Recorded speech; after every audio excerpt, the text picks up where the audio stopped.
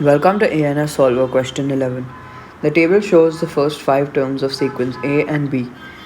Complete the table for the 6th term of each sequence.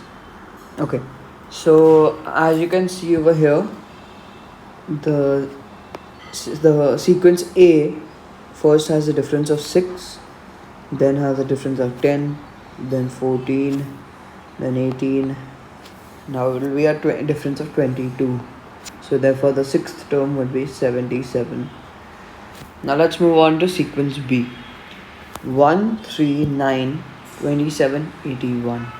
As you can see, in this case I won't be taking the common difference. It should strike you immediately that it's a geometric sequence, which means that the common ratio is 3, which means that when you divide the second term by the first term, or the fourth term by the third term, or the third term by the second term, you will get the same ratio of 3. And therefore, to find the 6th term of sequence B, all you need to do is 81 multiplied by 3, which will give you 243. Now let's move on to part A2. Find the nth term of both the sequences. Okay, so the sequence A is 7, 13, 23, 37, 55 and 77.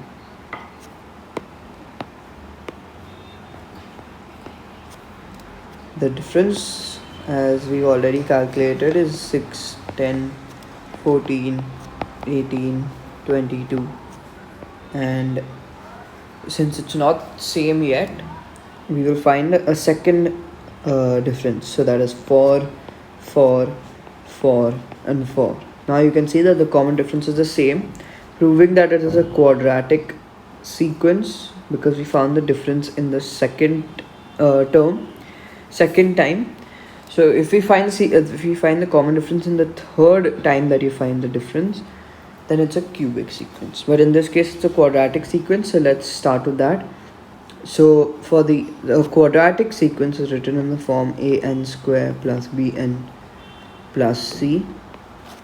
So let's find the a term first. So the a term is 2a is equal to the first term of the last row, that is 4.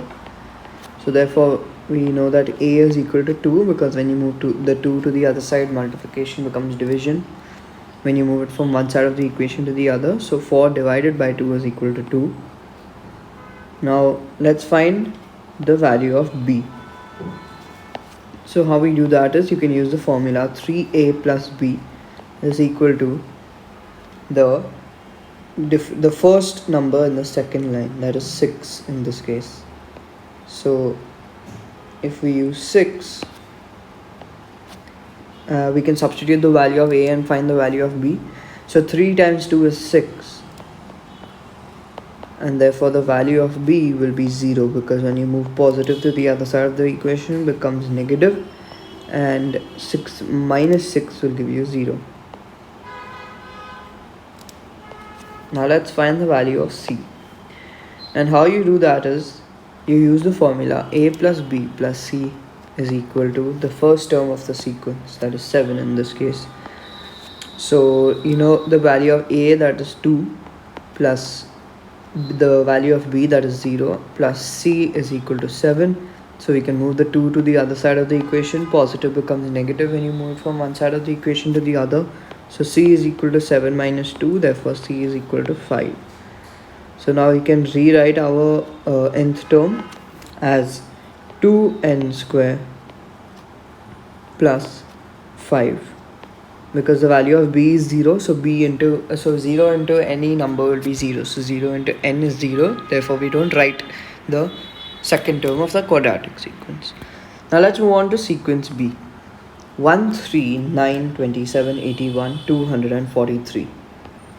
3, 9, 27, 81. So as we have found out that the common ratio is 3, and we know the formula is a, which is the first term, multiplied by the common ratio raised to n minus 1. So let's just go ahead and substitute the values. So we know a is 1 multiplied by r, which is 3 raised to n minus 1. Now 1 into any number will give you the same number, so we don't need to write the 1. So therefore your final answer will be 3 raised to n minus 1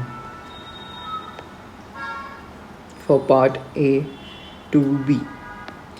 Now let's move on to part B. The nth term of another sequence is 4n square plus n plus 3. Find the second term. So to find the second term, all you need to do is substitute 2 as the n value. So how you can do that is so you substitute 2 instead of n. So 4 multiplied by 2 square plus 2 plus 3. So 4 multiplied by 2 square, which is 4. So 4 multiplied by 4 is 16 plus 2 plus 3, which would leave us with our final answer for part B1 as 21. Now let's move on to part B2. So when they are asking you the value of n when the nth term is 498. So basically in this case what we have to do is they are giving us the term and we need to find which term it is. So we need to equate 498 to the nth term. So 4n square plus n plus 3 is equal to 498, and therefore you can move the 498 to the other side of the equation. Positive becomes negative when you move it from one side of the equation to the other. So 4n square plus n minus 495, because positive 3 minus 498 will give you a negative 495 is equal to 0. Now your first step to solving a question like this should be multiplying the last term, that is negative 495, by 4, which will give you 1980, and then you should be finding factors of 1980 that will have a difference of 1, because this middle term is only n and the coefficient of n is 1. Therefore you need to find factors with the difference 1, and therefore that will be 44 and 45. So if you multiply 44 into 45, you will get 1980. So you can write 4n square. Now 44 is easier to deal with 4n square because you can remove 11n common. So 44n square minus 44n plus 45n, because we need a difference of positive 1.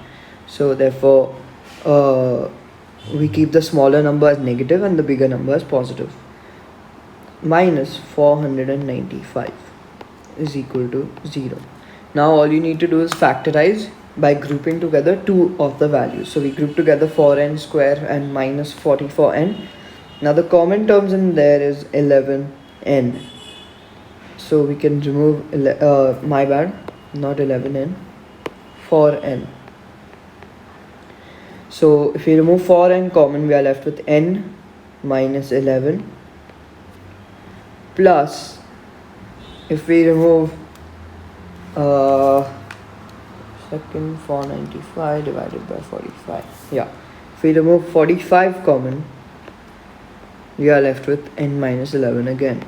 So you need to check that your two brackets have the same expression, in this case n minus 11. Then only you will know that you are solving this correctly. So equals to 0. Now you write 4n and 45 as one bracket and n minus 11 as the other. So you write 4n plus 45 multiplied by n minus 11, which equals 0. So now we know that if you solve for the first bracket, you'll get a negative answer. Therefore this can't be the answer, because we can't have a negative term. Therefore we use the n minus 11. So n minus 11 is equal to 0, and if you move the 11 to the other side, negative becomes positive, so n is equal to 0 plus 11, which is 11, or the 11th term.